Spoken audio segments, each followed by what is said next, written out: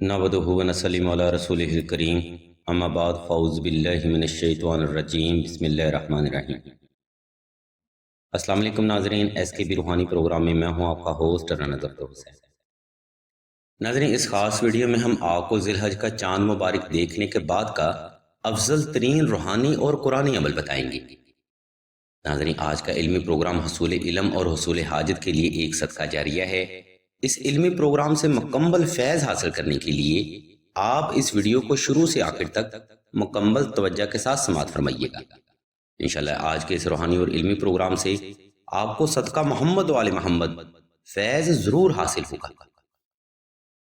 ناظرین، ذی الحج کا چاند مبارک اس عظیم ترین وقت کی شروعات کو ظاہر کرتا ہے جس میں اللہ تبارک و تعالیٰ کی ذات مبارکہ نے برکت، رحمت، عظمت اور قربت کا پہلو پوشیدہ رکھا ہوتا ہے۔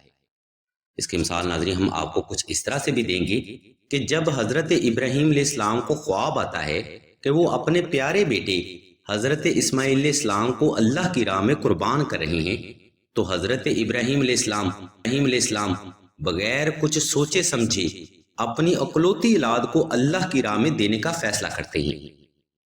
اللہ کیونکہ بندے کو اس کی نیت سے جانتے ہیں، لہٰذا ابراہیم علیہ السلام کی قربانی قبول ہوتی ہے اور حضرت اسماعیل علیہ السلام کی جگہ دمبا رکھ دیا جاتا ہے۔ کہنے کا مقصد ناظرین فقط اتنا ہے کہ جب بندہ اپنا سب کچھ اللہ کی راہ میں قربان کر دیتا ہے تو پھر اللہ کی ذات مبارکہ بھی فرد کو ایسا انعام عطا فرماتے ہیں کہ رہتی دنیا تک ہر صاحب ایمان فرد ہر نماز میں درود ابراہیمی کی شکل میں ان انعام یافتہ لوگوں کا ذکر خیر کرتا رہتا ہے۔ یہ ناظرین وہ عظیم ترین روحانی وقت ہے جس میں اللہ تبارک و تعالیٰ کی ذات مبارکہ نے خیر کو شر سے الگ کیا، حق کو باطل سے الگ کیا اور شیطانی طاقتوں پر روحانی طاقتوں کو قوت بخشی۔ خیر ناظرین، اس مختصر سے حوالہ کے بعد اب ہم آپ کو ذی الحج کا چاند مبارک کی دعا، عبادت اور اس کی فضیلت کے بارے میں چیدہ حقائق بتائیں گے۔ ناظرین، اہل علم فرماتے ہیں کیونکہ عشرہ ذی الحج کی نسبت حضرت ابراہیم علیہ السلام اور ان کی آل مبارکہ سے ملتی ہے، اس لیے یکم ذی الحج کو درود ابراہیمی کے ساتھ حمد یعنی تکبیر کی کثرت کرنا ہی افضل ترین روحانی عمل ہے۔ لہٰذا ذی الحج کا چاند مبارک کی عبادت کرنے کے لیے آپ نے ذی الحج کا چاند دیکھنے کے بعد 2 رکعت صلاۃ الحاجت نفل ادا کر کے آلتی پالتی کی حالت میں بیٹھ جانا ہے۔ اس کے بعد آپ نے آنکھیں بند کر کے اسم اللہ کو تصور کر لینا ہے اور 11 مرتبہ درود ابراہیمی کی تلاوت کر کے اپنے ارد گرد ایک فرضی احسار لگا لینا ہے۔ جب آپ کا وجود مکمل طور پر ریلیکس ہو جائے اور دل کی دھڑکن نارمل ہو جائے تب آپ نے اللہ کی حمد یعنی تکبیر بیان کرنی ہے اور اسم اللہ کو اپنے تصور میں قائم رکھنا ہے۔ ناظرین، ذی الحج چاند مبارک کی عبادت کا یہ افضل ترین روحانی اور قرآنی عمل ہے۔ اہل علم فرماتے ہیں جس قدر آپ اس قرآنی عمل پر توجہ کریں گے اسی قدر فیض بھی بارگاہ الہی سے حاصل کر پائیں گے۔ ناظرین، اب ہم آپ کو اس مختصر لیکن بابرکت عمل کے چیدہ روحانی فضائل و برکات بتاتے ہیں تاکہ آپ مزید محبت اور عقیدت کے ساتھ ہی ذی الحج چاند مبارک کی عبادت یکسوئی سے مکمل کر سکیں۔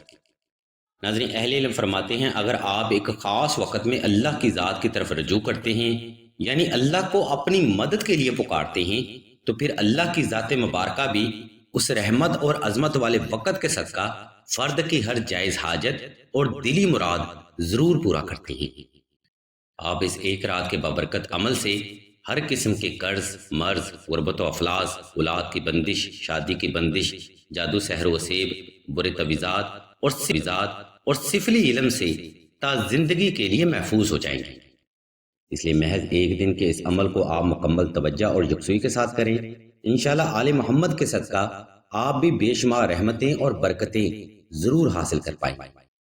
ناظرین، ہم امید کرتے ہیں آپ کو آج کا روحانی پروگرام ذی الحج چاند مبارک وظیفہ اور یکم ذی الحج کی عبادت کے ریلیٹڈ پسند آیا ہوگا۔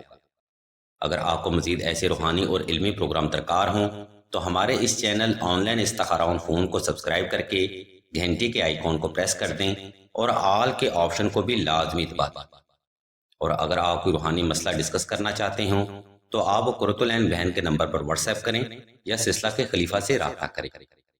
اللہ تبارک و تعالیٰ کے حضور دعا کرتے ہیں کہ تمام مسلمانوں کو اپنے حفظ و ایمان میں رکھیں، اور تمام مسلمانوں کی تمام نیک اور جائز حاجات کو صدقہ محمد وآل محمد کی نسبت سے جلد پورا فرمائے۔ آمین ثم آمین یا رب العالمین۔